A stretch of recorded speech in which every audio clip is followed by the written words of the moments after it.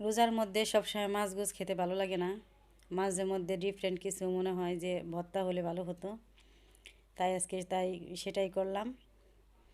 আজকে চিংড়ি দিয়ে লাউর খোসা ভর্তা। তো আপনারা দেখতে থাকেন আমি কিভাবে বানাই। এই তো চিংড়ি মাছগুলো ভেজে নিচ্ছি। চিংড়ি মাছের সাথে কয়েকটা ছোটো মাছও আছে, তো আমি একসাথে মিক্স করে ভেজে নিব। আমার এইগুলো ভাজা হয়ে গেলে আমি উঠিয়ে নিব।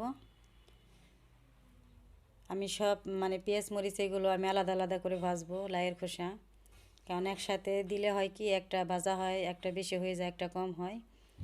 এই জন্য আমি আলাদা আলাদা স্টেপে ভেজে উঠাই নিব, পরে আমি মিক্স করবো একসাথে।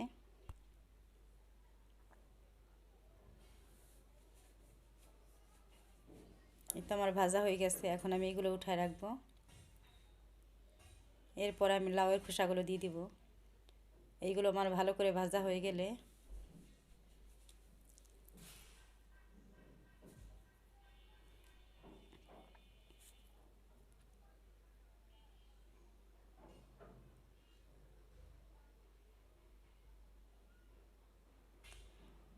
এই তো আমার এগুলো হয়ে গেছে ভাজা।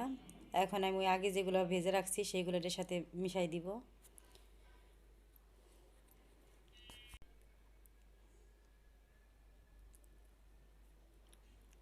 আমি এগুলো পাটায় বাটবো। পাটায় বাটলে কি স্বাদ হয় ভালো, ব্লেন্ডার থেকে। ব্লেন্ডার এরকম স্বাদ লাগে না, আমি পাটায় বেটে নিব।